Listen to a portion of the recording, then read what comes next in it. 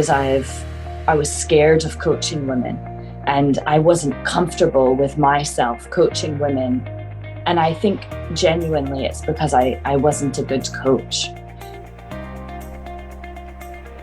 Hi, welcome to Unapologetically You with myself, Tulse, and Kelly. We are so pleased to welcome our guest, Jules Murray. Now, Jules is no stranger to the world of sports performance, and she even played Ultimate for Great Britain. She's captained the women's team and played in the Masters at the Euros in 2015. Jules has also played for Canada for the world title, and she won a silver medal. Jules is now the head coach for the Korean national ultimate team, and this podcast is going to be transformative. Yes, we talk about Jules's background in sports. We also talk about why younger females feel threatened, why older females feel threatened, what can we do to endorse women supporting one another, and she also gives us information about her new book. So stay tuned. Let us know what you think about this podcast. We'd love to hear your feedback. And remember, if you're not already a Patreon subscriber, follow the Patreon information in the description below, and you will be exclusively able to find new podcasts on Patreon, and also you'll be invited to other features like forums and being a guest and speaking to myself and Kelly on Unapologetically You. So let us know what you think. I hope you get to sit back and enjoy this podcast with Jules. I know me and Kelly did. Hi, Jules. Hi. Thank you so much for joining Unapologetically You. And we're going to dive in straight into sport. We're going to give you hard-hitting questions today. Okay. I'm going to ask the first one. So sport, I feel, originally has been male-dominated. It's especially in the world of coaching.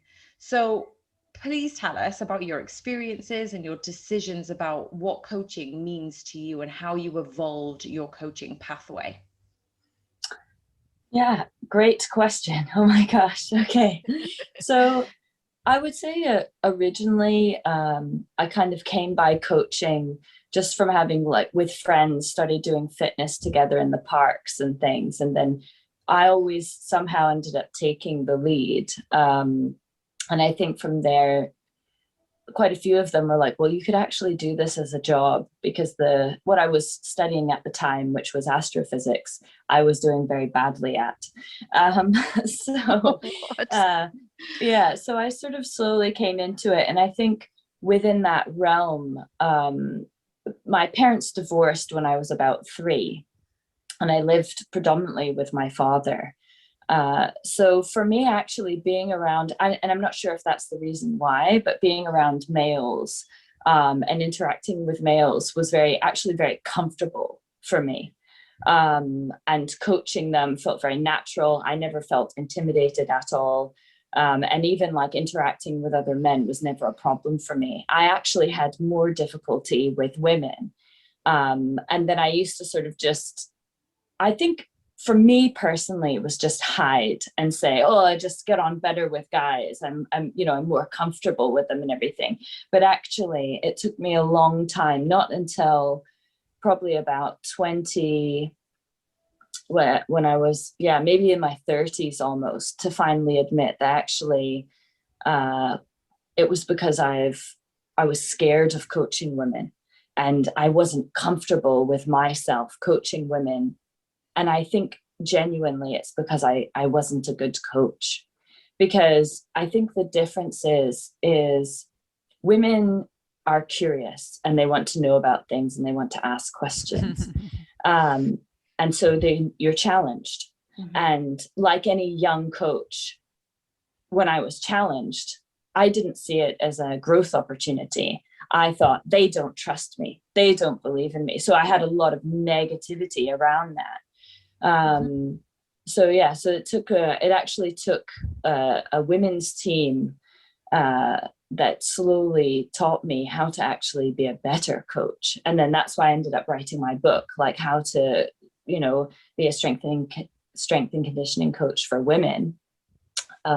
So I'd say, like, from being a coach working with a team perspective, I think it felt very different for me between men and women. But being a coach with other coaches, like you said, it's very male dominated, which personally, I had a lot of men help me a lot, and a very famous female coach, Kate Eddy, who at the time was at Bath University. She was sort of the very first person to kind of bring me into the world of strength and conditioning. And then a little bit later on, Alex Wolf. So I think I've had two very strong characters in my past support me, both a male and a female. But then I would say that when it came to being around coaches and in that environment, I mean, there are just so few female strength and conditioning coaches out there. And even for Ultimate Frisbee at the time, there was just almost no female coaches. And then I think that was difficult because there were some events or some things that I went to when I definitely felt at a disadvantage for being a female. So like, I'll give you an example. We had one of our continual professional development days. And what they loved about the day was that it's both in the classroom and practical, which I thought, oh, that's a great idea. But what they didn't want us to know was what the itinerary was for the 2 days, because they wanted to keep us on our toes and everything. So the few females that went in comfortable clothes, because we're there for 2 days and we're learning and everything else. But then it meant when it came to doing the practical side, they hadn't quite explained how practical the practical side was. And a lot of these women didn't bring the good enough sports bras to be able to then participate. So I'm not particularly top heavy. My boobs are quite small. So for me to have like an okay sports bra, I can pretty much do anything. In fact, I could probably just not even wear one in the first place. So of all the women then in this event, I was the only one who could join in, and the others had to stand on the side. And of course, the males didn't, just thought, oh, it's because we're kind of doing some rugby sort of stuff, so they just don't want to join in. And then after, I spoke to the people that had organized it and said, actually, that wasn't the case at all. I don't know if you know this, but for women who have larger boobs, they have to wear like an industrial strength sports bra, and it's not comfortable. You can't breathe in it, right? And if you're wearing it all day, the chafage, I mean, like, I've got friends who are big busted, so I happen to know these things. So I was like, so for them, walking out of the classroom straight into a practical, not giving us the information, you just can't do it, you know. And they were very, to be fair, they were very supportive, and they asked me if I had any other feedback about it. So I think I've sort of touched on this with some people before, is I think a lot of the things for female coaches, sometimes it's just a bit of education for, you know, people who are in charge or in high places of when running events, you do need to be aware of maybe a few things that you didn't know before. And then for women also, you know, you just might have to actually educate those people on things that might need to be a little bit different. Because I have been with clubs where there's only one changing room for the coaches. So I think I worked for a little bit with a professional rugby team, and all the coaches in the morning would go and do a workout, which I went and did with them. And then we all went into the changing room after. And that's it. That's the only change room, and it's communal showers. And I stood there and I thought I could like pick up my clothes, right? And go into the toilet and just sort of have a little wash. And then I was like, no, because then they don't see me as one of them. So I sort of stood there, and then I was like, no, I'm going to get naked and get in the shower. And actually what ended up happening, they all left except the head manager. And he was actually an Australian man. And we both had a moment, and then he was like, right, just took off, and then we went in, and I think it was the quickest shower I've ever had, because my heart's like racing by this point, right? But I was just like, I can't. But then I think because of my nature is I'm a fighter, I don't flight. So when I feel cornered, when I feel attacked, I come out fighting. But then the problem is because there's some situations that I've been in where I did need to fight, I couldn't differentiate between the situations where actually no one was fighting me and I was just afraid. So I came out fighting and then was like, oh, it's because of all of you. And actually, it was all sort of with me, and the fear sat with me. Which, again, like I said, with this women's team, is it took me a long time to realize that the fear sat on my side. And actually, it wasn't with them at all.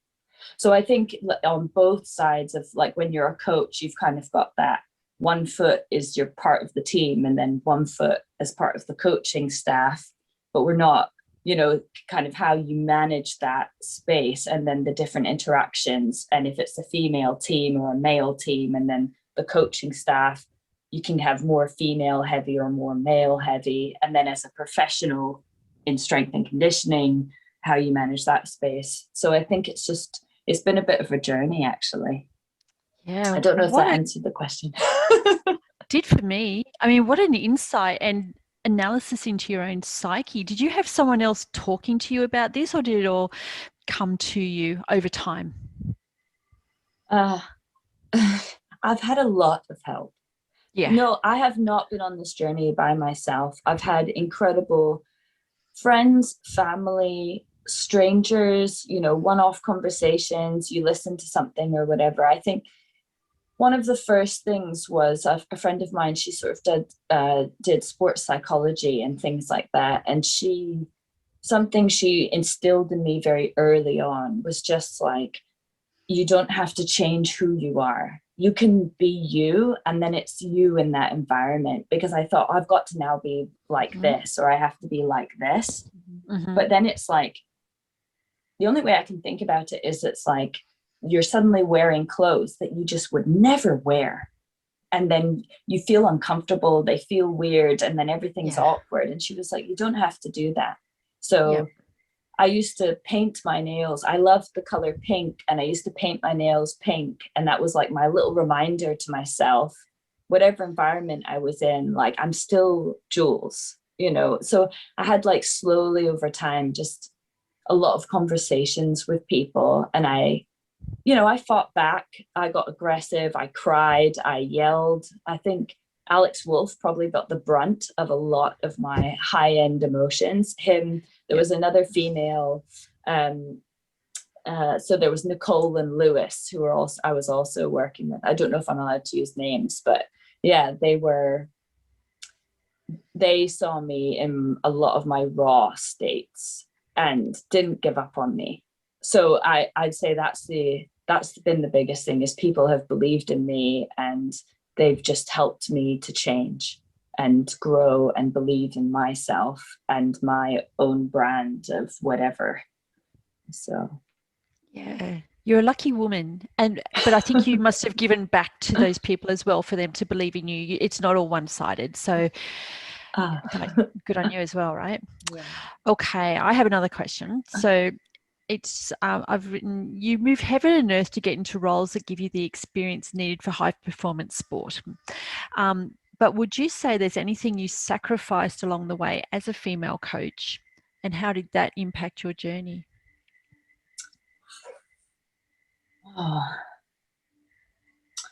I think,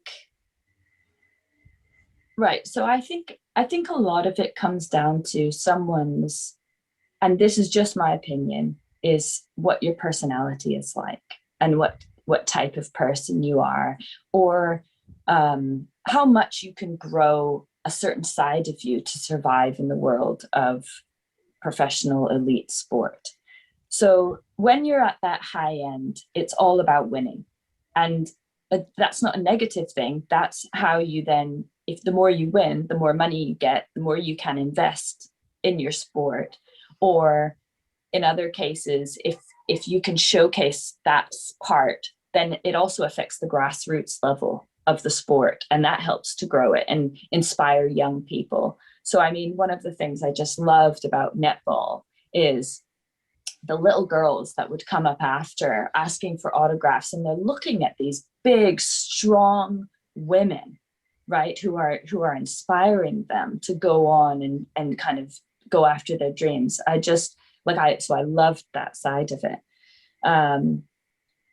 But to then stay in there, I think for me is I'm probably too, I don't know how best to say it. Like, I think it's just more, I'm very competitive and I'm very aggressive.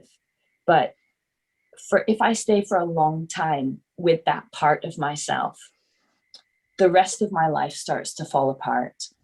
And what I never learned was the balance of how to have just enough of that it keeps you up there, but then you can pull away so you can actually cultivate the rest of your life. Because I think having that balance is really important.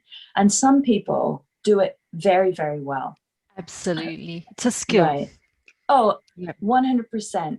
And I feel like sometimes I think in the learning processes, I had a lot of money invested in me to work on my soft skills and my social interactions and everything else, because I was a bit of a geek, really. Like, I'm happy with my data and other things, or yelling at people, but there was none of actually how to be part of a team working together with things, even though I love team sports. So I think for me, I just never quite learned how to have the balance enough.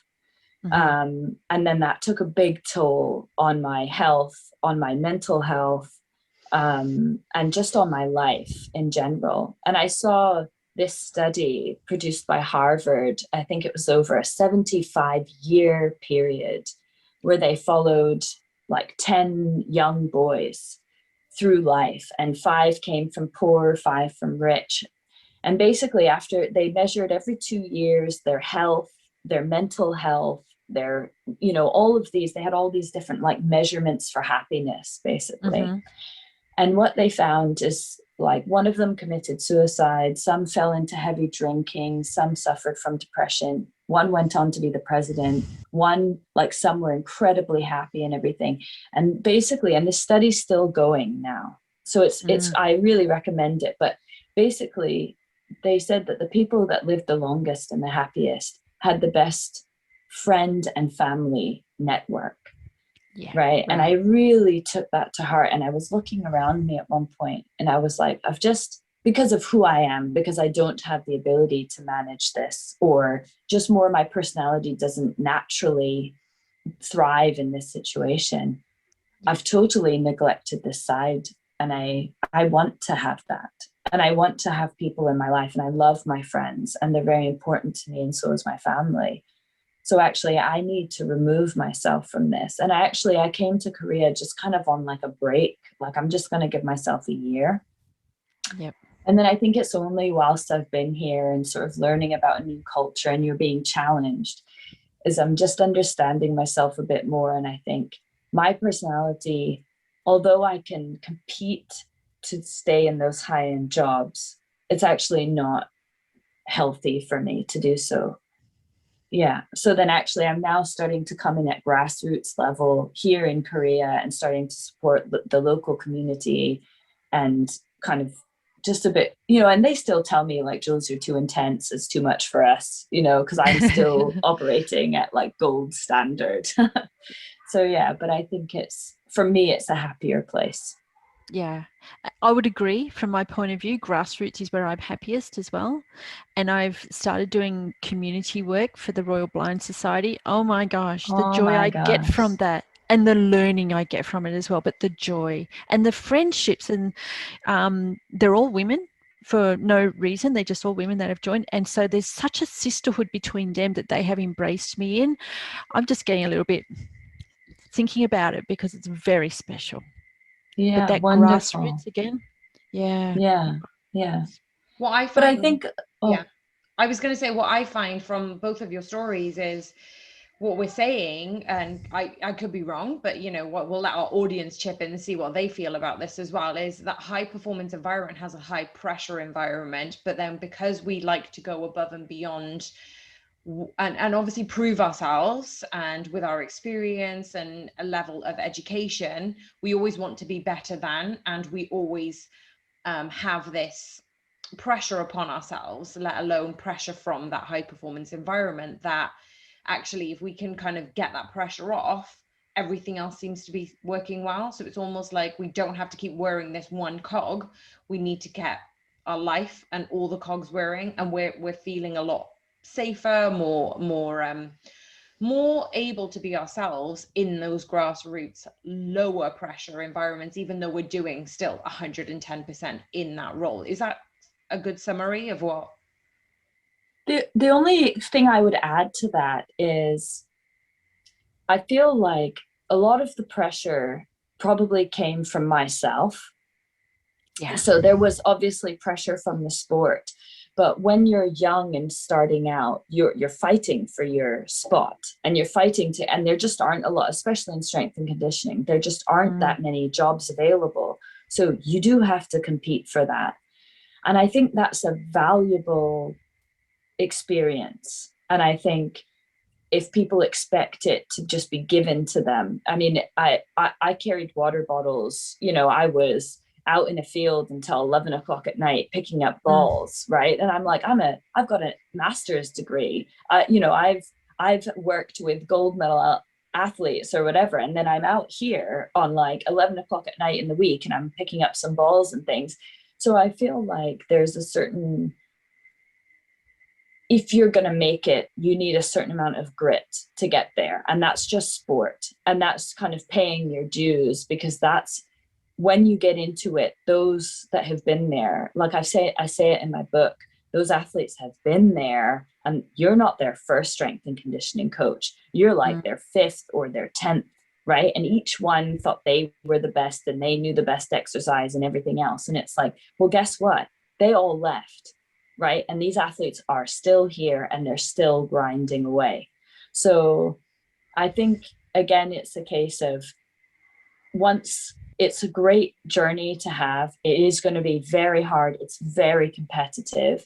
And then it's just a case of, if you get there, or when you get there, are you then able to find the balance to have a life, and then know when to close the door and just shut it off? And even though everything's the most urgent thing ever, it's the one time this has happened, you've got to do it right away. That's just always what it's like. So there's these personalities that they've learned the skill to like deflect it and get to the real crux of the thing, and then they can manage that space, and then they can come away from it, and they're good in the rest of their life, right? Whereas for me, I was like, oh, it's the worst thing that's ever happened, I've got to do it now, and it's the next worst thing that's ever happened. And then I was just, you know, so then actually in grassroots, there's never the worst thing or the case. So I think, yeah, I think it's possible to learn the skill, and I would really recommend it, because I think it's a fantastic environment to be in. You get some wonderful and beautiful experiences. But then I think for me, it's just knowing yourself. So I know as a person, I'm just not happy there, because I don't function like that, and I'm okay with that. Maybe I could learn the skill, maybe I can't. I don't know. I mean, Kelly, for you, it's, you found joy in this other space, right? Which is I really have. Yeah. And it's just one thing I do. It's not my job. It's just a community service that I do. So my job is with Winter Paralympian, which is also a joy, because even though they compete at very high level, to be honest, they're developmental athletes when you first go in there. They are good at a sport. They've been drawn into it because, in Australia at least, okay, so in Australia you might get asked to try for something. You don't necessarily get there from a child, and especially in disabled sport, actually, except for one of my athletes, or one of our athletes, they were all disabled at a later age, so in their 20s, and one in their teens. You know, not athletes from a young age, or not even athletes. So when you start with them, developmental, grassroots, That's my job. Mm. But still just that very look, high stakes, but developmental high stakes. Hard to describe. There's Yeah. still golds on I- offer. There's still podium finishes Yeah. that you got to go for. I did some work a while back. So when I was in Bath with Kate Eddy and we had the Paralympic camps, and I was sort of mentioning of, working with the para athletes, I learned a lot about coaching. I was saying, like, I sort of made all the mistakes and did some terrible things, which if anyone had actually been watching, just would have been awful. But the athletes actually taught me a lot. Right. And then, like you said, is for some of them, it's they've come back from the war or whatever, and they're learning to walk on their prosthetics for the first time or something like that. And it was, really, really special, I think. Yeah. Anyway, we had a lot of fun with them. Yeah. They loved it when they'd call me the able-bodied person. Oh, yeah. Yes. So they'd be like, "Oh, look, the abo can't even do it. We'll have to teach her and everything." So so it was great. They were really, a good bunch. I think I was quite lucky. Yeah, well, I hope they're not listening because I'll be called that as well. But putting yourselves in their position, in the tools they use to play their sport, it levels the playing ground hugely, and they are so much better at absolutely everything than I am. So much better. Yeah, I'm like a turtle on my back when I try to play their sport or ski like they do. Yeah. But I love working with it. And I can see how you would have as well. There's a similarity between us, I think. Yeah. Which is why I was like, we need to get Jules on because of all of her background and experience. Definitely. I knew that you guys would connect on that Paralympic. Did you? Clever girl. Yeah. But I'm loving it. Jules, I wanted to go towards what you mentioned earlier about, you being kind of raised in the coaching environment through male mentors, and you have a lot of gratitude for having that experience with them, and so there was no really inequality around that. But we mentioned we were talking about this a few weeks ago, weren't we? We were talking about, well, actually you had mentioned that some older women see young females as a threat, and now the younger generation are beginning to endorse more women supporting one another, forming a collective, saying that we're here together. And I just wanted to ask, from your experience, have you come across resistance or sabotage from other female coaches? And what can you do to support, what can we all do to support one another in this coaching environment? Yeah, so obviously this is just my personal experience of it, and I'm not saying everyone's journey has been the same, but definitely when I first started out, I would say in general, the females attending the conference or the professional development day or whatever, I was, and this again is like, was it my own fear that was then giving off this attitude, or was it something I was picking up on from them? So I still wouldn't know, but I definitely never befriended a female in any of those situations. And it was always another guy who, we'd kind of partner up or work together and we'd have good laughs with. And I actually found like a lot of the females weren't very friendly.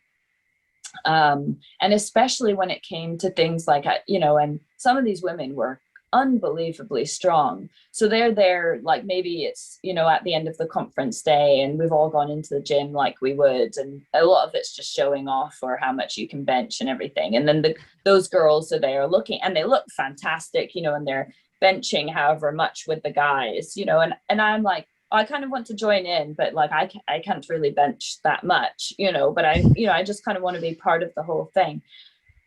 And the guys were like, oh yeah, we'll just take the weights off, and you could almost, like, with some of the women, it was almost just like, oh, why is she here? This sort of like kind of feeling. And I always, like, I definitely never felt any warmth or friendliness. And then you think, well, why should a female treat me different? But then I came back to the fact, well, because we are the minority. That's the reality of our situation, is we are in the minority. And, you know, I would actually appreciate a bit of sisterhood in this situation. So as I kind of stayed in S&C longer, and then started to meet like the younger groups coming in, I found that the girls there banded together and they like supported each other, and it was like a really positive and really like amazing atmosphere. And then all I could think is, well, because of all this work that people have put into social media, you know, the kind of the new fashion thing, like girls can, like this girl can, like, you know, girls for gold, like all these sorts of things that have come out, is that they've really taken that on board and they're there supporting each other. And it's almost like the men haven't changed. They're just still just doing their thing, right? But actually it's the females that have changed a bit. And then at a recent one conference I went to, they did have a meeting about the fact that the gender ratio is so poor right now in the UK for female strength and conditioning coaches. And I was surprised at some women were very happy to be vulnerable. And they were like, you know, I've been unfairly treated, these things. But it was almost like these other women felt like those women were just complaining. And what they needed to do was just get on with it. And they'd never had any problems, and they'd, you know, and everything. And I just thought, like, why can't we work together here? Like, that's fantastic that you've had no problems and you've been fully supported. So maybe we could learn something from you. But it was almost like, you're not tough enough. You're not good enough, right? And they weren't actually really listening or respecting the other person's point of view or the other person's journey with strength and conditioning. And it was like, it's their fault that they've had that happen to them, like, you know, which I guess I just didn't really understand. Like, I was like, what? I don't see why we can't be working together, and why you don't think that their opinion is valid. Yeah. So I think that's all. Is I just want to say, like, if you are a female out there, you know, support other female coaches, because you don't know their journey, and you don't know if they have had doors closed in their faces because they're female, or they've had certain things like become very difficult for them because they're female. I run with Nikolai Morris and Donna Miller, if you know either of them, two Aussie girls, Women in Sport on Instagram, and we've got just over 1,000 followers. A lot of them are men, but of say 900 women, there would be 900 different stories, and different stories of levels of support and things like that. So like you say, everyone's got a different story and a different experience, and you can't say my experience has to be yours or it's your fault that you had that one. When I started working in sport, I was the only woman on the team until I started working in women's sport. So, you know, I never had that competitive woman with me. So that's not my experience. Doesn't mean it doesn't exist for someone else. Yeah. Or it wouldn't have existed for me if there had been another woman angling to be the next one for a promotion, or the next one to be asked to do something. Right. Yeah. But interesting. Go. Yeah. I feel like for me, so I had a couple of instances where the door was closed in my face because I was female. And then another one where I'd actually gone for a job, and a male had also gone for the job, and they'd actually given me the job, but I didn't know this, and I didn't know anything about him. And then he had some of my athletes going to him because they were using his gym. So they were sort of remote, and then they'd come in, and then they were remote again. Yep. And he wanted to meet with me to sort of just check on, you know, why I'd written a certain program the way I had, right? Yeah. And I was very lucky because my manager at the time, and I will say his name, Duncan French. I think, yeah, right. So Dunk was incredible in that moment. He kind of, because I think I was quite naive, he sort of highlighted a little bit to me about the situation that had happened before. So this guy did go for your job. He didn't get it. He has been around this for quite a while. You know, he sort of gave me the lowdown. And then he said, you know, you're going to meet this guy. If you want me to come with you, I'll come with you. Or if there's anything that comes off the back of the meeting, then come and let's talk about it. Just come and talk to me about it. So in no way did he sort of say, like, you can't deal with this, I'll deal with him. But then at the same time, he recognized I was quite a young S&C coach at the time, and that this other person was very experienced and had a certain way about him. So he kind of supported me just enough that I felt like I could go in and manage the situation. And then basically I knew that anything that came up that was maybe out of my skill set at that time, Dunk was ready to come and support me and help me in whatever came off the back of it. So that whole experience, I went to this guy's gym and I don't think he stood up once. He just sat in his chair behind his desk. He didn't even bother to shake my hand or anything. And I felt in that moment I could be the bigger person. And I was like, you know, when you come out and you're like, yes, I nailed it. I was so cool, you know, like I was just like, and then I got back to Dunk, and then I think that was only possible because I'd had that bit of support going into that type of meeting. Yeah. You know, so again, it's a case of, like I've said, is I've not just been supported by some fantastic women, is I've also been supported by men who recognize what it might be like for a young female S&C coach to go into this certain type of situation. Kudos, Dunk. That's what I love him. But that was such a wonderful thing to recognize and to act on. I mean, some people recognize these things but don't act on them. And he's acted on it and given you the support that you needed at the time. Or as much as he thought you needed, and he was right. Oh, great good answer. man. I love that. Yeah. So you kind of answered the next question, which was like, what's your network like? And I think and I really, really like the fact that you said it's not just female coaches, it's male coaches too. And I think that we do need to enhance that message across the field, that it's not all males, you know, we do have fantastic males. And I myself, from my experience, I've had a lot of males support me and encourage me. And, you know, one of the males, I remember in my leisure center gym when I was starting out in the gym, and there's this big, massive bodybuilder. He must have been like 6'4" or 6'5". And he's like, you reminded me of me. And I'm like, really?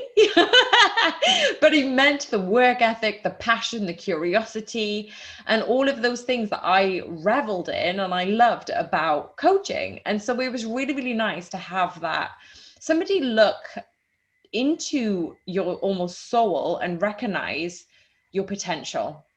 And I feel like when we have that with male coaches, with female coaches, it doesn't matter about gender. It matters about the bond and the connection and the communication. And obviously you felt that with Alex Wolf or Duncan French and people like that. Kelly, what was your experience? Do you have any, I know you've got, you know, networks from, you know, males, and also now you've got the women's collective as well. So, you know, have you got a preference, or put you on the spot?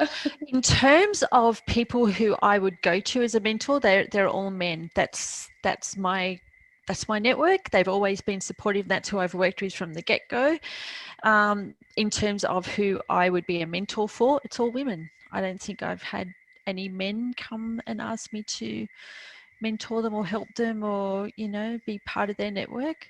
It's all been women. So yeah, two totally different genres. That's interesting. For different reasons. It's interesting. Yeah, but then again, that just comes from my experience, because I tell you what, if there had been a woman, an experienced woman, a senior woman in anywhere that I'd worked, I would stick like glue to her and you know, try to support each other and be team. Yeah, you know? I agree. Yeah. And Jules, actually, I'm going to ask you about your book. So I was wondering, first of all, what was it like writing it? What was your experience? And I'm just put you on the spot with what the book actually is about. And is it purposely for getting more females into the coaching arena, or is it kind of just more broad? So yeah, a few questions in that.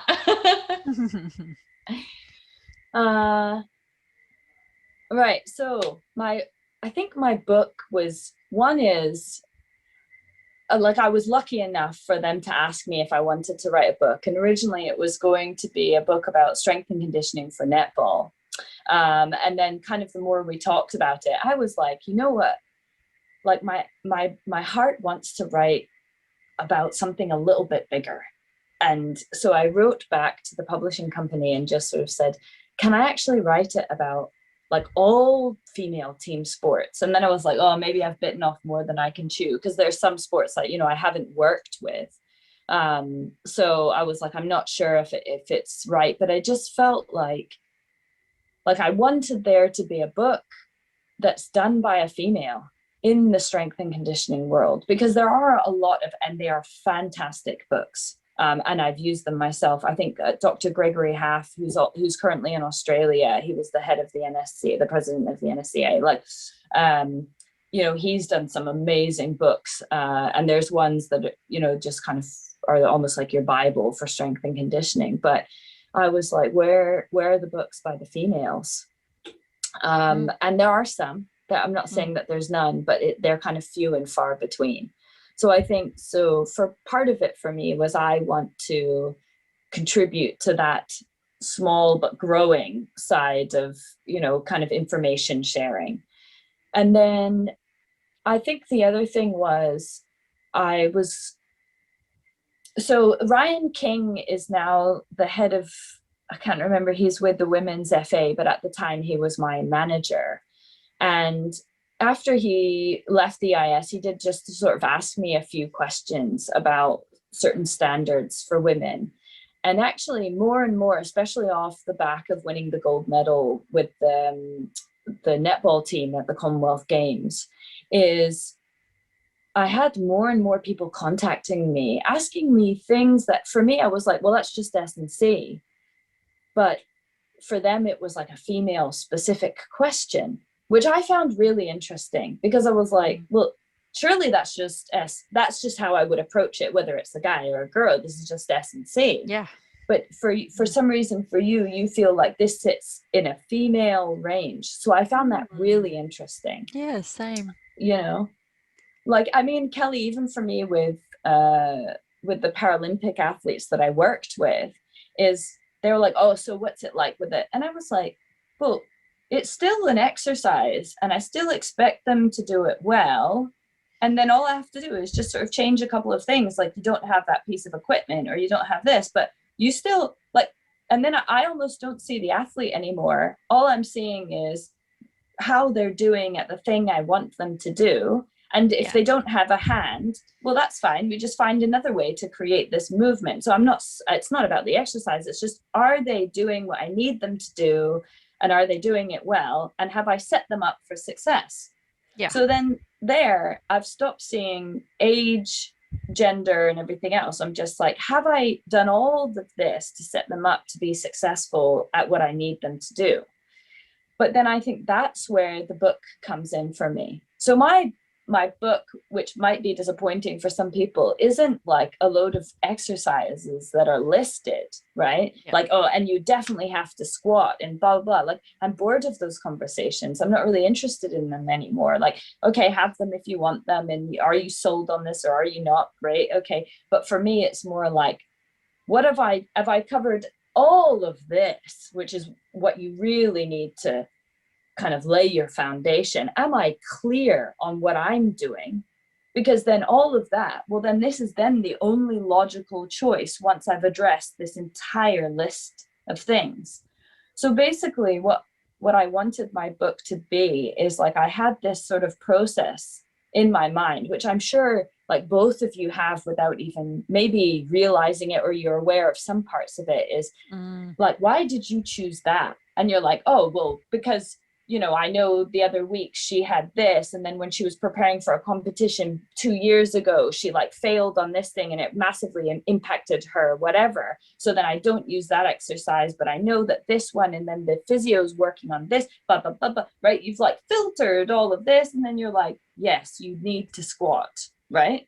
But it's not because it's the squat, it's because of all of this other stuff.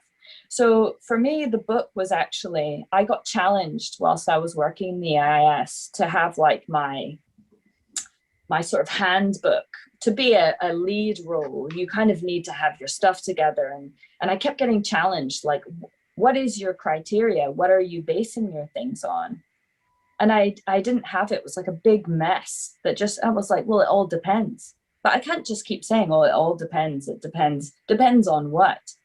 So then for this book, I was like, all right, Jules, like, can you actually describe what's going on in here in a coherent way?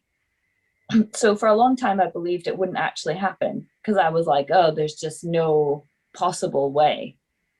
And then through a lot of support and struggle and fighting, slowly themes came out, and then chapters started to form, or then they would actually divide into 2 different chapters. And then I'd have this piece of information that didn't sit in any of the chapters, but I felt it was really important. So either do I create a whole new chapter for this, or what is this piece? So yeah, so I think just the whole process itself was me finding clarity in my foundation, like how I build my foundation and how I go into a team. And it's not just about seeing strength and conditioning as this isolated thing. It's saying that actually within a hierarchy, we're quite low down on the scale in a team, really. Oh, and yeah. there's right. And then Yeah. there's all these other people that also have their job to do. And they're also asking things from the coach, from the athletes, from other people. And it's not just you and the athletes. But then we sit in this weird, I'm not quite science because I don't come under the restrictions that the doctors and the physios come under.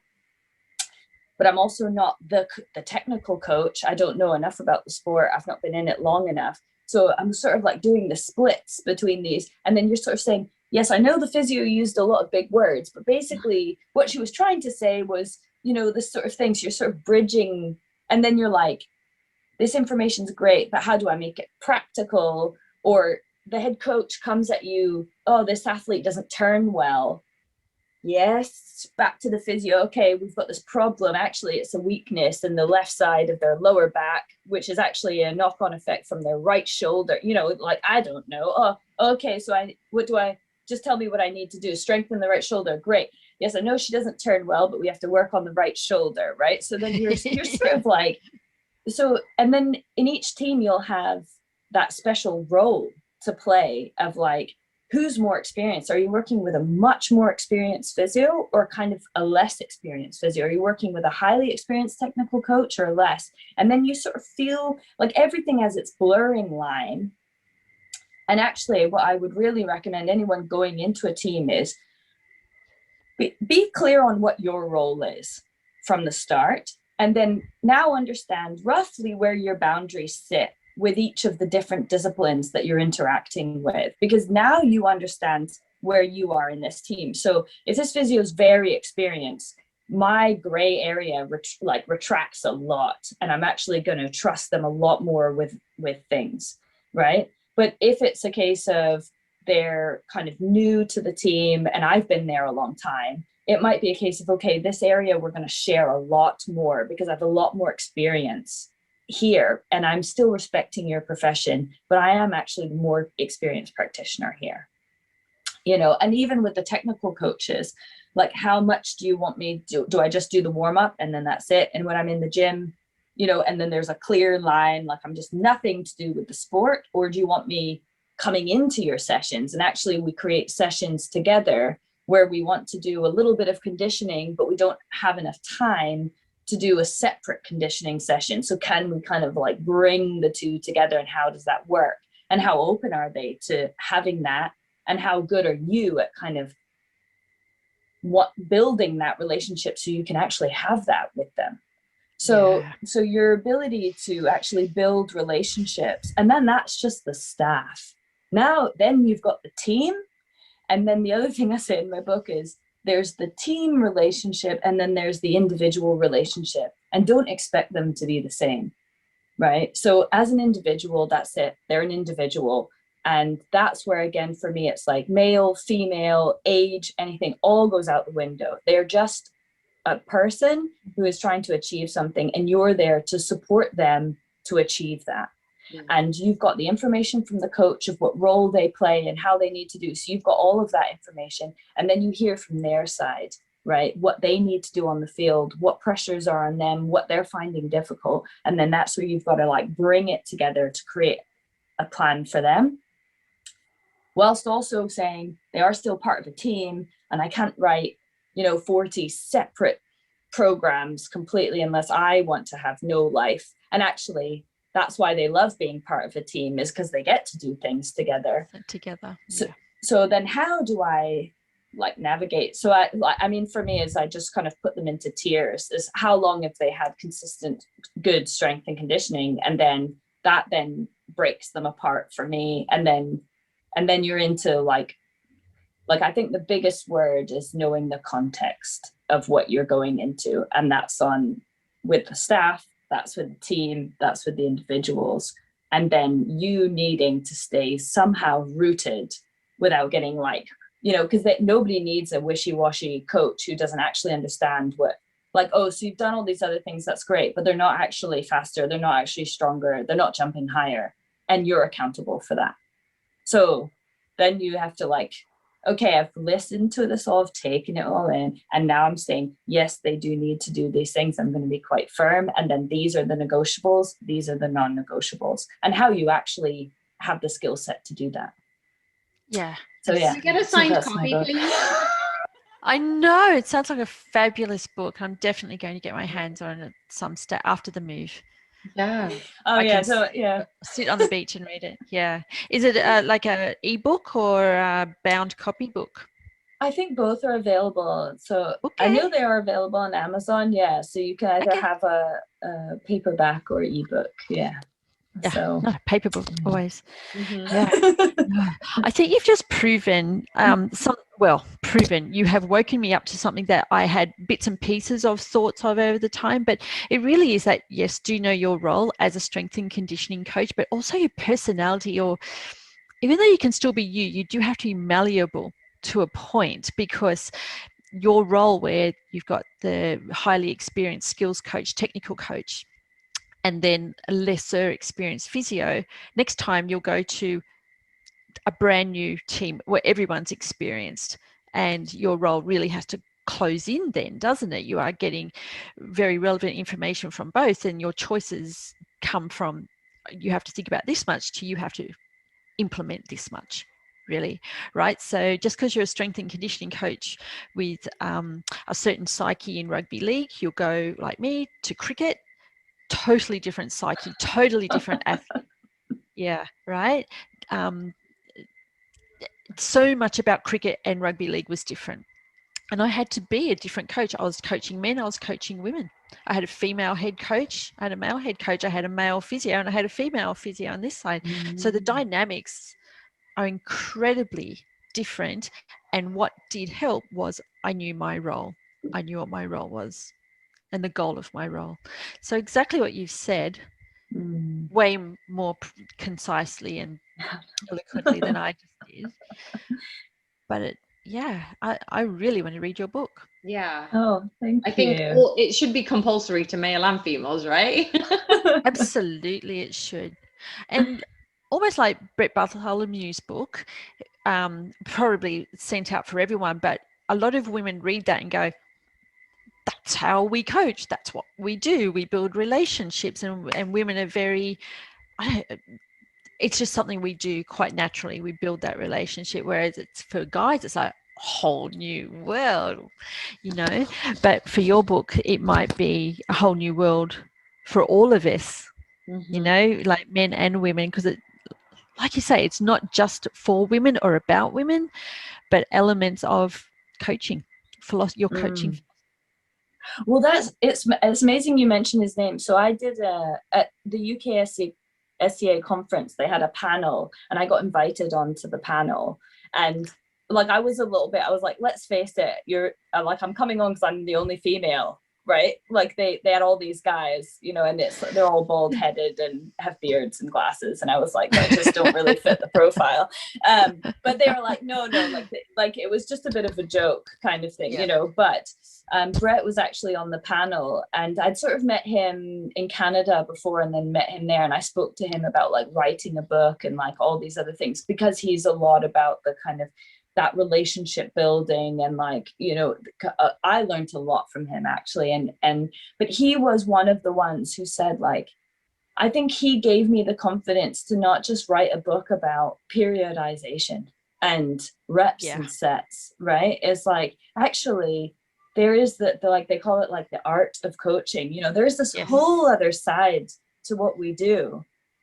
And that's what I mean. I've not really done it justice, because I think all of this, you could just, like, the amount of books that are out there, and I've tried to like cram the reps and sets in with a bit of the, you know, just sort of touched on the philosophy a little bit. But yeah, he was one, because I was talking to him about this was when I first started writing my book, and I was talking to him about it. And he actually, you know, just gave me some advice, because he's written some excellent books, but again, just gave me that bit of confidence that actually there is this part I want to talk about, and it does fit in this type of book. You can put that information in there, because like you said, is actually as a coach, it's been a huge part of the skill set I need to have to do my job well. So yeah. Oh, I'm glad you've written it, and it sounds like you've put a lot of heart and soul into it too. Oh. How long did it take you to write? So it took me 3 years, but during that time I left England netball and the EIS. I moved to Korea. I got married, and have like sort of laid down roots to live here permanently. And I was coaching the national team, the Korean national team here for Ultimate Frisbee, as like my other kind of coaching hat that I wear. So it took a lot longer, but I'm not sure how much all of those really affected it, but I think most of it was just the internal struggle to, like, what we think and what we know is I see it as like very multi-dimensional, and everything's interconnected. And then to put it into a book, you have to put it it's very linear, right? There's chapter 1, chapter 2, and then does it flow? And then, you know, words even. I was like, I don't even think there's words for what I'm trying to, like, you know, and there would just be this big mess. I was like, if only I could have a little recording or like something, like a facial expression to kind of show what I want, you know, like that would be great. Emojis, like I was like, so I think part of that was like it felt like I was trying to like box things and then put them in neat little categories, which I was like, no, my whole kind of soul is fighting it, like, oh, you can't do it, you know. The drama, I love it. Brilliant. Oh my gosh. All right, we do have some quick fire questions, and I kind of feel like you have answered a lot of them along the way, but I want to hear your quick answer to it. Okay, so what comes to mind? What do you wish you knew now that you wish you knew back as a younger coach that you know now? The thing that comes to your mind. You're going to get given a lot of advice, and most of it probably isn't relevant to you at that time because you don't have enough experience to really utilize it. But keep it, and don't put the pressure on yourself to use it right then and there, because the person who's given it has like 10, 20 years experience, right? So they have the ability to use that piece of advice and you might not. But as you grow into yourself as a coach, actually at some point that you'll be like, oh, that's what they were trying to tell me.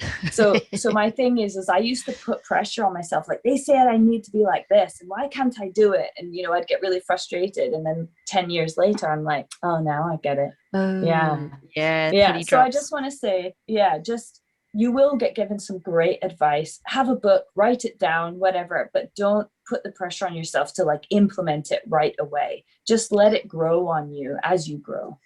Oh, I like that. Yeah, she's a clever girl. She's definitely a 10. I know.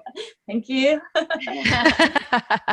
Okay, a bit of a harder one. Now that you got that one down, what's your coaching Okay. philosophy? Oh no. I know. Yeah. Coaching philosophy is probably just be confident whilst being adaptable. Like you said, is you need to have a certain point that doesn't waver, because if you waver too much and you're all over the place, it makes you very hard to interact with as a person. So for the athletes and other people, because they're like, well, where do you sit? Like, we can't really interact with you. So you need enough of you for people to have something to interact with, but then also sort of show that those aren't hard lines. They can kind of, you're willing to have them grow with somebody else. So I'd say that's probably my philosophy, would just be like, have enough of you that you're relevant, but then also showing that willingness to grow with as you make these relationships or as you learn things. This is why the Koreans look at you. Yeah, no, they're like, what's she saying? I need to. I loved watching that, and I was thinking of that the whole time. But what a great philosophy, and so true. And I love the way you describe things like that core of relevance, soft edge, or that's not a hard edge, it's a soft edge. So yeah, I love the way you describe things as well as everything else. Pleasure. All right. Now we do this to all of our guests right at the end. Going to ask you, who would you recommend to be our next guest or a guest? Who would you like us to speak to? And you could be in on it as well. Oh my gosh. So two people spring to mind very quickly. So one is I don't know if you know Kate Eddy. She's I don't. So I think she's the head of performance now somewhere in Bath doing something. I've not contacted her for a while, but she has been in the game for a very long time, and she has worked her way up from the bottom. And when I met her, she was already interesting, and now it's like almost maybe 15 years later, and she's still in there and doing very well. So, and has like changed a lot of things, and she helped out me and like other beginning S&C coaches. I think she would just be fascinating, and maybe a very different personality to, I don't know, I just think she would be a great guest to have. And then I'd say the other person, if you're looking for females, is the woman who was the physio at the time when I was with England Netball, is Kitty Forrest. And she's a Scottish lady, and she won the Scottish Premiership with a football team, and then went from an incredibly male heavy environment right into a very female heavy environment. And she is a definite character, and I would just say you'd have a lot of fun with her, because she has her strong, I love her, she has strong points of view, and she doesn't feel she has to justify them. Like, I definitely feel I have to justify a lot of things. And actually, it was supposed to be my New Year's resolution, is it's okay to just think that, and you don't have to justify it. And that's why I loved her, is she is just, this is it. So I think she'd be another fantastic lady to talk to. Yeah. How have I not heard of Kitty Forrest and Kate Eddy? No. How have I not? I know. English or UK women. Have you heard? You hadn't heard of Kate, but what about Kitty? No? All right. Kate and Kitty it is. Awesome. Yeah. That's amazing. Yeah. Thank you so much. It's just thank you, ladies. I think we should have just had another hour of this, because this could have asked and talked about, but it's just been fantastic to have you as a guest. So thank you so much. Oh, thank you so much for having me. I love what you're doing, and I'm grateful to just sort of be a part of it. So thank you.